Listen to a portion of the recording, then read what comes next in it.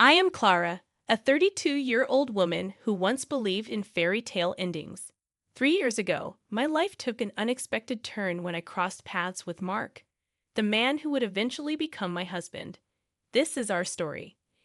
A journey marked by love, trust, and eventual betrayal, all against the backdrop of what seemed to be a perfect marriage. It was just an ordinary Tuesday morning when fate led me to the corner cafe, engrossed in a John Grisham novel. Lost in the world of legal thrillers, I was interrupted by Mark's presence. He exuded confidence yet possessed a warmth in his smile that beckoned me in. "Hey, is that Grisham's latest?" he asked, nodding towards my book. His friendly voice, tinged with genuine curiosity, sparked a pleasantly surprising conversation. We delved into discussions about our favorite authors, and our conversation flowed effortlessly. In the weeks that followed, Mark and I grew closer.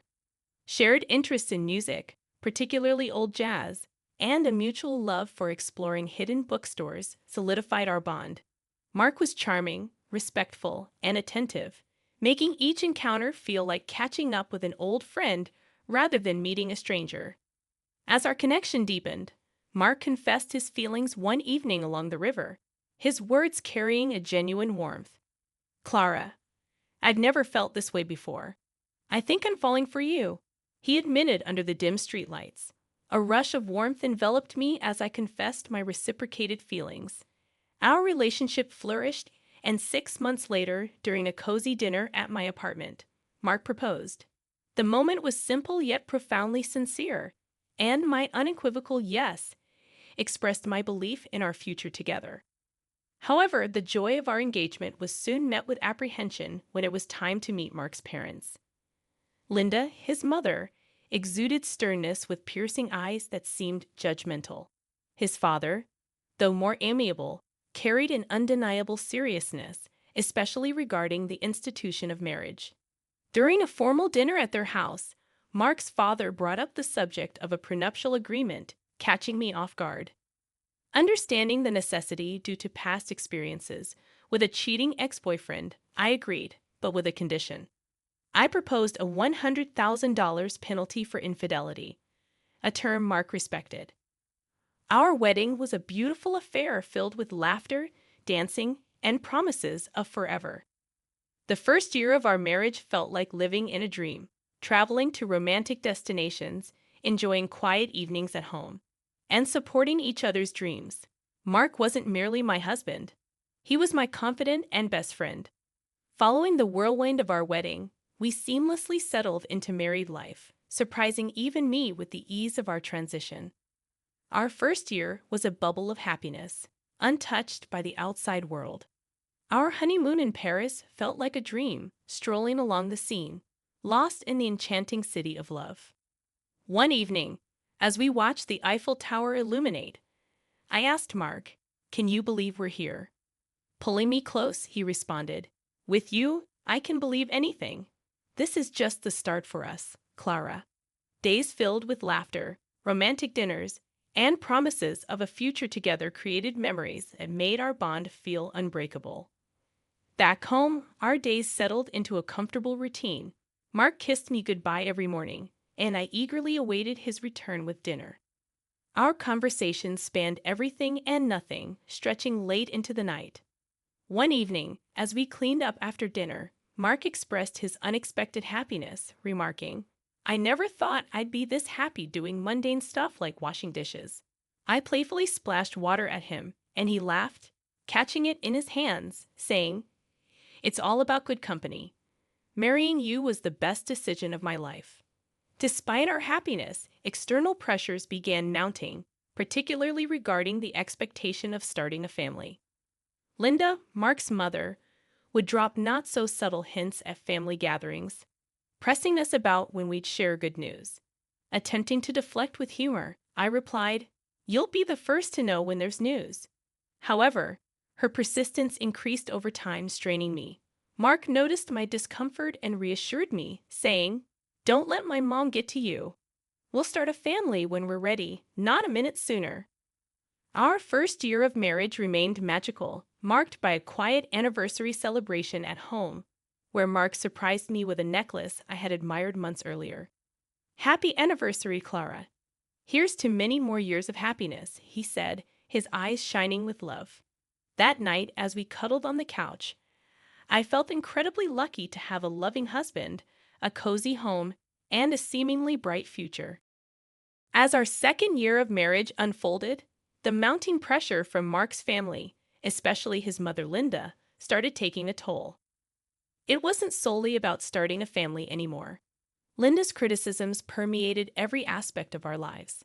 Every visit from her became a nightmarish experience for me. One afternoon, as I set the table for lunch, Linda walked into the kitchen and surveyed the spread with a disapproving frown. "Is this what you're serving? A bit simple, don't you think?"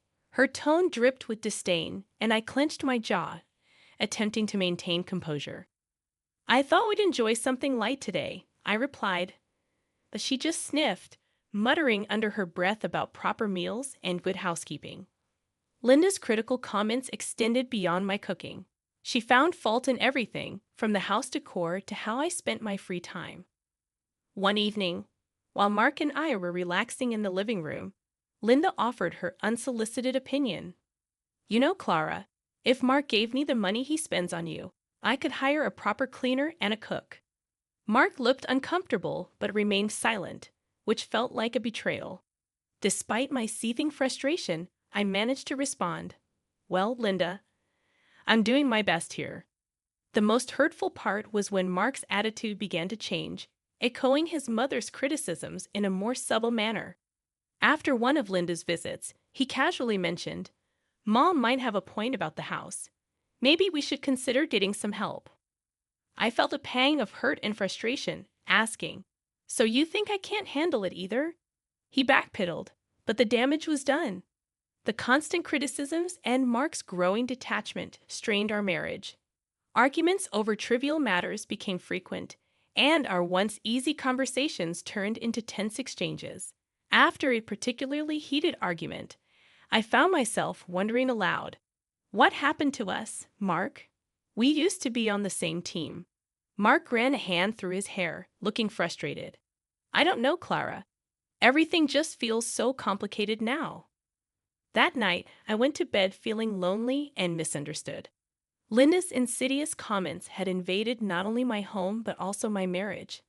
I began to question if the love Mark and I shared was strong enough to withstand this constant barrage of negativity.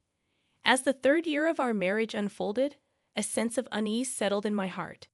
The once bright flame of our love seemed to flicker under the shadow of doubt and mistrust. It all began with a series of phone calls, a name recurring on Mark's phone, Jake. I couldn't ignore how Mark's demeanor changed whenever that name flashed on the screen. One evening, as we watched TV, Mark's phone rang again, displaying Jake's name. Mark quickly silenced it, throwing a nervous glance my way. "Who's Jake?" I asked, attempting to sound casual, but my heart pounded. "Just a new guy at work, no one important," Mark replied, but his voice betrayed a rehearsed nonchalance. Mark's behavior shifted. He started coming home late with flimsy and inconsistent excuses. His wardrobe transformed from casual to sharply tailored suits, and suspicions grew. Working late again. I questioned one night, noticing his dressed-up appearance. "Yeah, big project," he said, avoiding eye contact. "Don't wait up." Frustration boiled over, and one day, as Mark was about to leave for another late night at work, I confronted him. "This isn't like you, Mark. What's really going on?" My voice trembled with a mixture of anger and fear. Mark sighed, guilt and annoyance in his expression. "I told you, it's just work. Why can't you trust me?" I shot back, my eyes stinging with tears. Mark left without responding, leaving me feeling more alone than ever. That night, lying in our empty bed, I made a decision. I couldn't live in this limbo of doubt and suspicion. I needed to know the truth, whatever it was. The next morning, I called a private detective. It felt like a betrayal, but the constant worry and uncertainty were eating me alive. I needed answers, and I was determined to get them, no matter what they revealed about the man I thought I knew. The days after contacting the private detective were a haze of anxiety and anticipation. I felt like I was walking on a tightrope, trying to maintain a semblance of normalcy while my world quietly crumbled. Then the call came, shattering my last hope. "Mrs. Johnson, we have conclusive evidence. I'm afraid your suspicions were correct." The detective's voice was solemn, heavy with the weight of the news. He explained that Mark had been having an affair. The mysterious Jake was, in fact, a woman. My heart sank as he detailed their meetings, providing timestamps and photos. It was irrefutable. I sat there, thumb in hand, feeling a mix of devastation and vindication. My worst fears weren't just fears anymore. Despite the cold, hard facts of Mark's infidelity, I decided to bide my time and gather more evidence before confronting him. One evening, as I passed by his home office, I overheard a conversation that sent shivers down my spine. Mark was discussing our impending separation with his mother, Linda. "Mom, I'm planning to end it with Clara after your birthday." Mark's voice was devoid of any affection he once had for me. Linda, in her callous manner, responded, "Oh, that's wise, dear. Make sure she gets me a nice 65th birthday present before you drop the bomb." My nausea intensified. Not only was my husband unfaithful, but he and his mother were conspiring against me, planning to use me for one last expensive gift before discarding me. Fueled by anger and resolve, I decided to play along, pretending nothing was wrong while secretly gathering more evidence of Mark's infidelity. The detective provided me with photos, videos, and even audio recordings. Each night, lying next to the man who had betrayed me, a plan began to form in my mind. I would wait until after Linda's birthday, giving them the illusion of victory. When they least expected it, I would reveal everything and turn the tables. As Linda's 65th birthday approached, I put on a mask of ignorance, acting as though everything was normal. Inside, I was a cauldron of emotions, anger, betrayal, and a fierce determination to see my plan through. A few days before the birthday, Linda casually mentioned her upcoming celebration during a family dinner, anticipating a grand gift. "So, Clara, I'm expecting a grand 65th birthday. You must have planned something special for me," she said with a sly smile. Keeping my emotions in check, I replied with faint enthusiasm, "Of course, Linda. I've arranged a dinner at the city's most luxurious restaurant. It'll be a night to remember." Her eyes lit up with glee, unaware of the trap I was setting. "How wonderful! I can't wait. Just a small family gathering, right?" she inquired.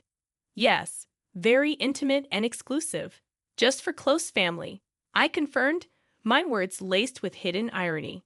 Later that night, Mark approached me with a hint of suspicion in his voice. "That's quite a generous plan for Mom's birthday. Are you sure about this?" I looked at him, maintaining my composure, and replied, "Absolutely. It's a significant birthday, and I want to do something special for her." Mark seemed appeased, unaware of the storm brewing beneath the surface. But I could tell he was puzzled by my willingness to indulge his mother. As the day of the dinner drew near, I took care of the final arrangements, confirming the booking in Linda's name, rechecking the guest list, and ensuring everything was set for the grand evening. I played the dutiful wife and daughter-in-law, but beneath the facade, I was ready to expose the betrayal and deceit that had been festering in our marriage. The night before the dinner, lying in bed, I felt a twisted sense of satisfaction. I was hours away from turning the tables on Mark and Linda. They thought they were using me for one last benefit before discarding me. Little did they know I was the one controlling the game now. The evening of Linda's 65th birthday unfolded in a luxurious restaurant, every detail meticulously planned to reflect the grandeur of the occasion. As Linda reveled in the opulence, I played the part of the gracious daughter-in-law, masking my inner turmoil with a practiced smile. As the dinner drew to a close, the waiter presented the bill. $4,500. I reached for my card with a steady hand, my heart pounding in my chest. After swiping the card, I glanced around the table, seeing Linda's satisfied smirk and Mark's uneasy expression. "Thank you for such a wonderful evening, Clara. This is truly generous," Linda said, her voice dripping with insincerity. It was then that Mark leaned in, his voice laced with mockery. "By the way, Clara, I want a divorce." The words hit me like a physical blow, but I refused to let them see my pain. Seizing the moment, Linda chimed in sharply. "Well, then I guess you should leave. This is a family gathering after all." Without a word, I stood up and left the restaurant. With my dignity intact, despite the turmoil inside, I walked away. Pulling out my phone, I swiftly canceled the payment and blocked the shared account, ensuring Mark couldn't cover the cost either. Back at home, I packed my belongings quickly, the finality of my actions setting in. I was leaving this chapter of my life behind, stepping into an uncertain but hopeful future. Soon, my phone erupted with calls. I answered, and Linda's voice, shrill with rage and panic, filled my ears. The payment didn't go through. The restaurant staff called the police. "What have you done?" Her words were a cacophony of anger and disbelief, but I remained silent, letting her tirade wash over me. This was their doing, their betrayal and manipulation coming back to haunt them. After hanging up, I looked around the empty house, a place once filled with dreams and love, now just a hollow shell.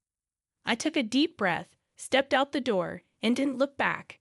Their calls continued, desperate pleas for help that I no longer felt obliged to answer. I had made my move, exposed their deceit, and now it was time for me to rebuild away from the lies and the pain that had defined my life for far too long. After leaving my marital home, I spent a restless night at a friend's place, my mind racing with what needed to be done next. The morning sun brought with it a sense of clarity and determination. It was time for the final confrontation. I arrived at the house to find Mark and Linda waiting, their faces a mix of anger and confusion. Clutching the divorce papers and the evidence of Mark's infidelity, I steeled myself for the battle ahead. Linda was the first to break the silence, her voice dripping with scorn. "So you've come crawling back after embarrassing us like that?" I met her gaze unflinching. "I'm not here to crawl. I'm here for a divorce." Mark, who announced our divorce a day ago, suddenly tried to win everything back. "Clara, can't we talk about this? It was a mistake, I cut him off, holding up the evidence. "Save it, Mark. Your mistake was ongoing and well documented." Linda scoffed, trying to regain control. "You think you can just walk away and leave us with nothing. You're nothing without us." I laid the divorce papers on the table. "Actually, it's you who will be leaving me with something. According to our prenup, Mark owes me $100,000 for his infidelity." Mark's face went pale, and Linda's eyes widened in shock as they scrambled to respond. I felt the weight lifting off my shoulders. This was it, the end of the lies, the deceit, and the pain. "You can try to fight this, but the evidence is clear.